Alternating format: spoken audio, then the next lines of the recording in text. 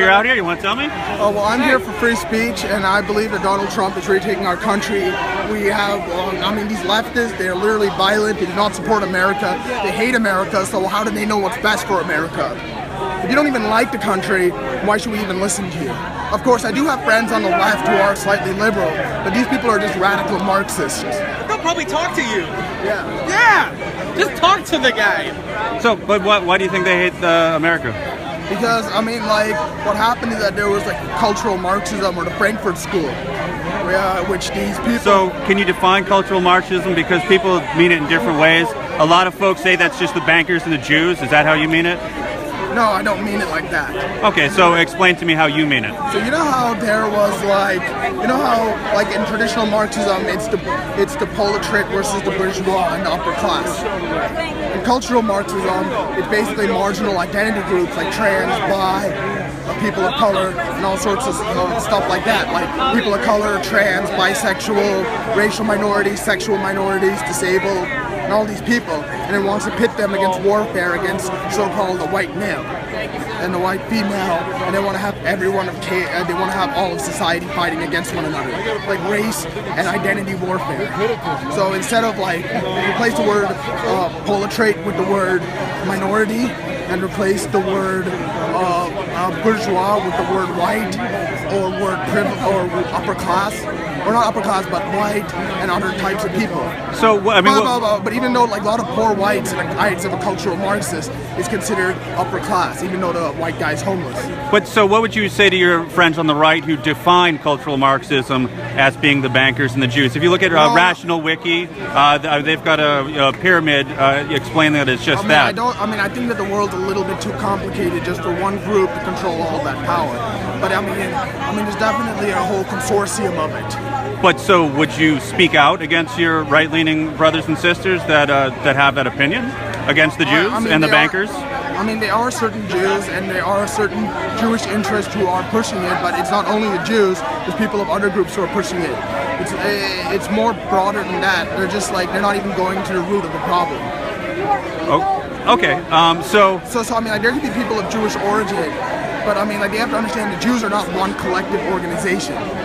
Just like any other group, like the blacks and the whites and the Asians, there's divisions within the group. There's the more Marxist Jews, and then there's the more nationalistic Jews.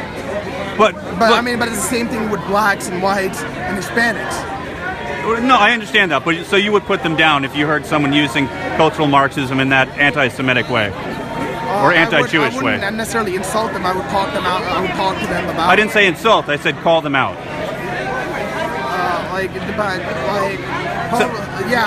would kind of call them out. I'd say some of them they take it a little too extreme. Okay.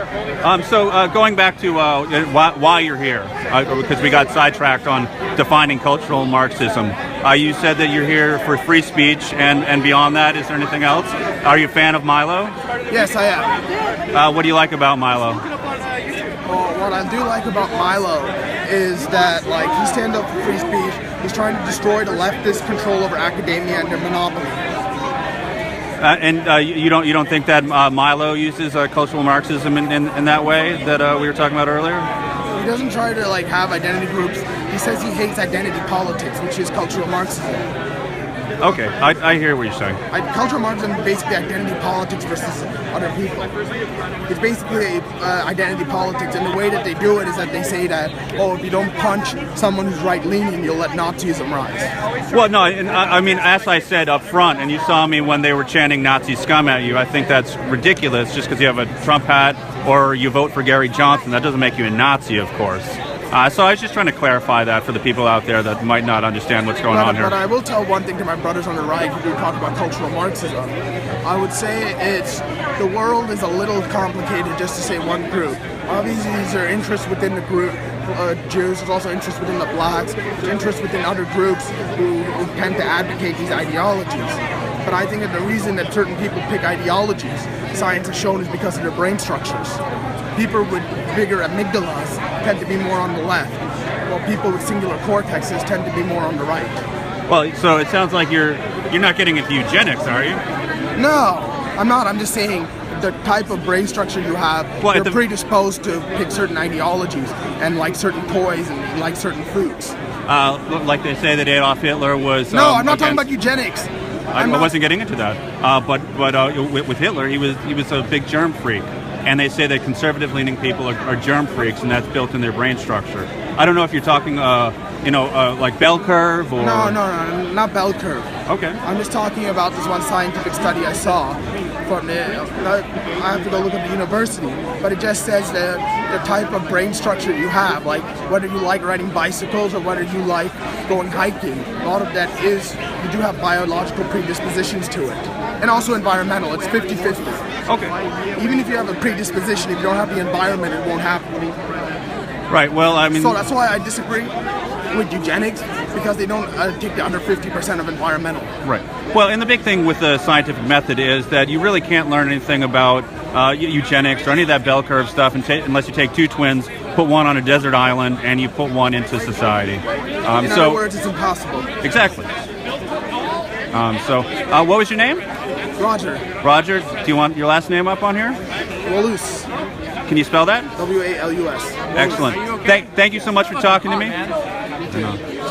Be safe. Be safe. Huh? All right. Well, it's like the cops have separated everyone out, and the screaming and yelling has calmed down a little bit.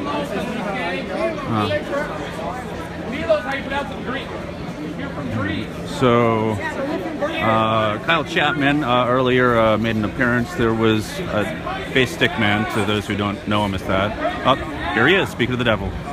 So let's see what Kyle has to say. There's these repercussions that have to be considered as well. And what Berkeley has done is set these people up to make it very hard to move forward with their event due to legal and monetary ramifications. So there's only so many risks you can take before it becomes like, okay, we have to pull back and we have to try it again. And the next time we're going to be better prepared.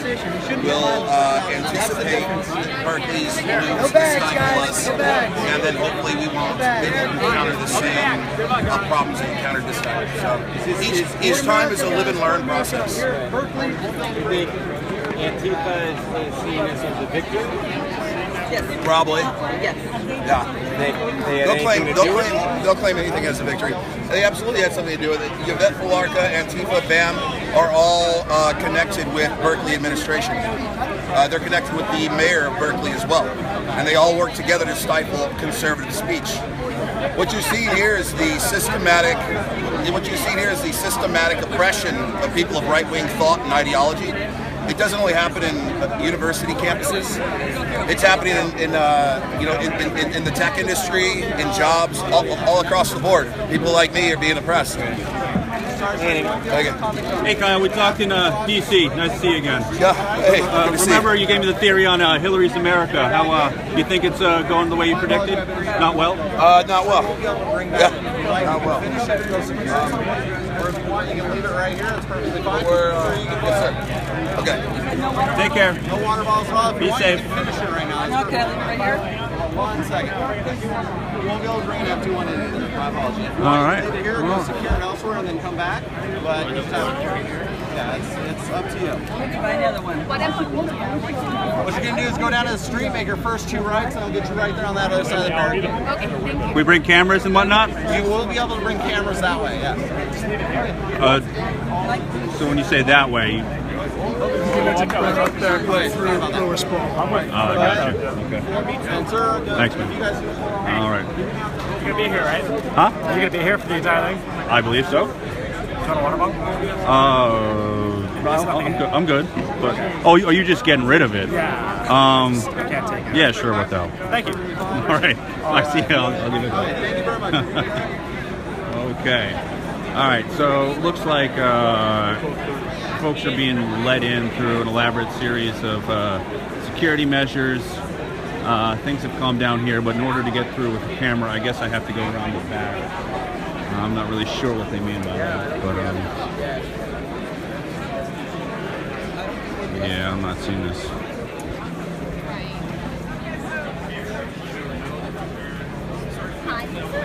Was there a back entrance for people with cameras and all? You just have to go around best you can. So when you mean around, all the way around the building, you mean?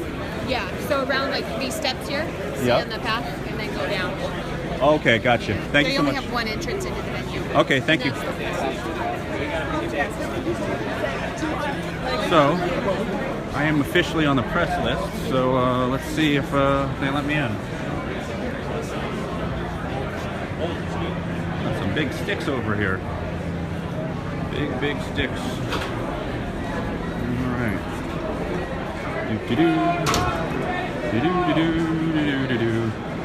So we are here at Berkeley for the Milo Yiannopoulos event, and is this what they meant to be jumping the fence? Okay, is that the deal? So we get on the other side is jumping the fence? That, or you can walk around the building, but no one seems to want to. Oh, let's not do that. Excuse me, I'm so sorry. Woo! Well, always an adventure. Okay, so just jumped another wall. Don't let anyone know. All right, so this is what's going on over here.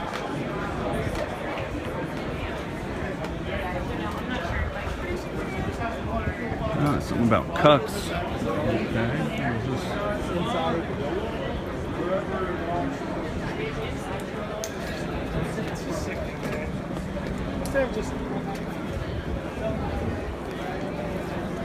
Sorry, my bad. This side of our line, please. Thank you. Yeah.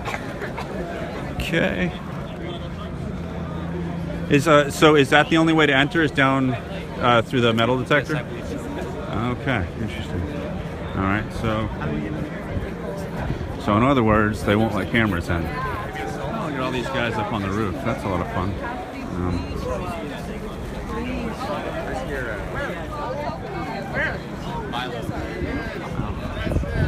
Messing around. Oh, looks like we got some arrests up here. Something no. Just speakers. It's Milo himself, I guess. Interesting. Well, we're not going to be able to see him. That's unfortunate.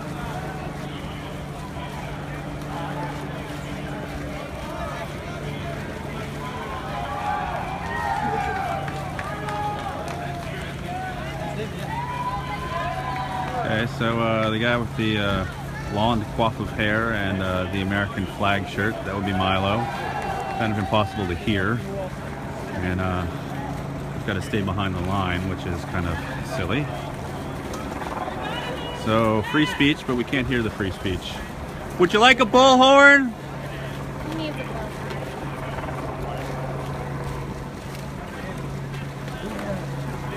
Milo, we can't hear you. Come on out. Come on out here. He's right here. Do it, man.